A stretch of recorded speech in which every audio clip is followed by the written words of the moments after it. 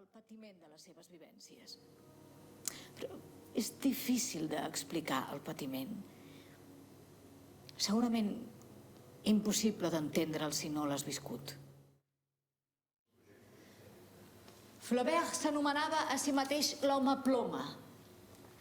Jo diria que jo sóc una dona orella. Quan vaig pel carrer i sento paraules, frases, exclamacions, penso quantes novel·les desapareixen en el temps, desapareixen en la foscor. La literatura no ha sabut conquerir encara tota una part de la vida humana, la de les converses, la conversa. No ens sorprèn ni ens apassiona. Pel que fa a mi, em fascina i me n'ha fet presonera. Estimo com parla la gent. Estimo les veus solitàries. És el que més estimo, és la meva passió. Jo vaig créixer en un país on des de ben petit se'ns ensenyava a morir. Se'ns instruïa en la mort. Se'ns deia que els éssers havíem nascut per entregar-se, per cremar-se vius, per sacrificar-se. Se'ns ensenyava a estimar els homes armats amb fusells. Si hagués crescut en un altre país, no hauria pogut recórrer aquest camí. El mal és despietat. Cal haver-hi estat vacunat en contra. L'aire n'estava contaminat de tot això. El mal sempre era allà, mirant-nos de cua d'ull. Jo no estic sola en aquesta tribuna. Al meu voltant hi ha veus, centenars de veus, que sempre m'acompanyen. Jo vivia en un poble. A nosaltres, els nens, ens agradava jugar al carrer, però al vespre érem atrets com si fos per un imant pels bancs en els quals es reunien prop de les seves cases les dones fatigades. Cap d'elles no tenia marit, ni pares, ni germans. El nostre món, el dels nens, era un món de dones. El que més recordo és que les dones no parlaven de mort, sinó d'amor.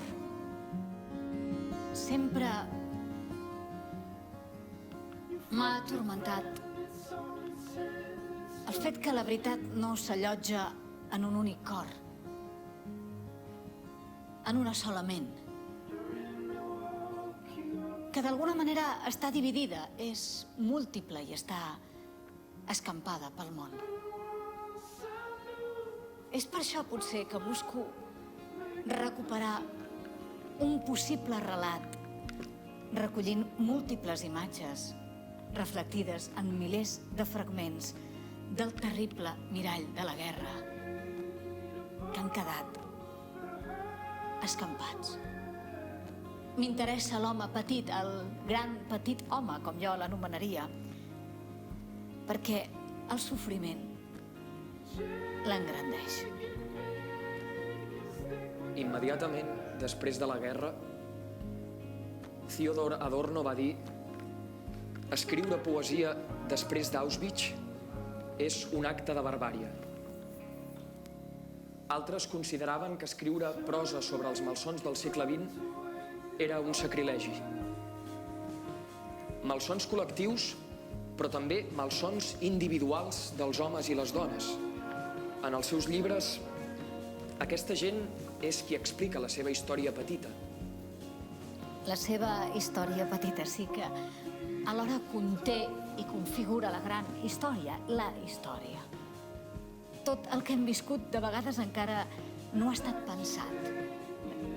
La paraula exacta seria rumiat profundament. Cal un pas més. S'ha de verbalitzar, cal expressar-ho en paraules. Això ens fa por. Ara per ara no som capaços de desentortolligar el nostre passat. Dostoievski pensava que la humanitat en sap més, molt més d'ella mateixa, d'allò que ha tingut temps de fixar en la literatura. Així que, què faig jo? Recullo els sentiments, els pensaments i les paraules de cada dia. Recullo la vida de la meva època. M'interessa la història de l'ànima, la vida quotidiana de l'ànima. Allò que la gran història no té en compte, tracta amb menyspreu. M'ocupo de la història deixada de banda. He sentit dir més d'una vegada, i encara avui m'ho sento dir, que això no és literatura, és un document. Però què és literatura avui? Qui pot respondre a aquesta pregunta? Vivim molt més ràpid que abans. El contingut trenca la forma de les coses, la modifica i tot vessa per damunt les vores en la música, la pintura i en la paraula. El document n'escapa als límits. Ja no hi ha fronteres entre fets i ficcions, totes dues se solapen. La persona parla des de la seva època, per descomptat, no pot parlar des del no-res. Però és difícil d'arribar a l'ànima d'una persona. Està bruta de supersticions, de prejudicis, d'enganys.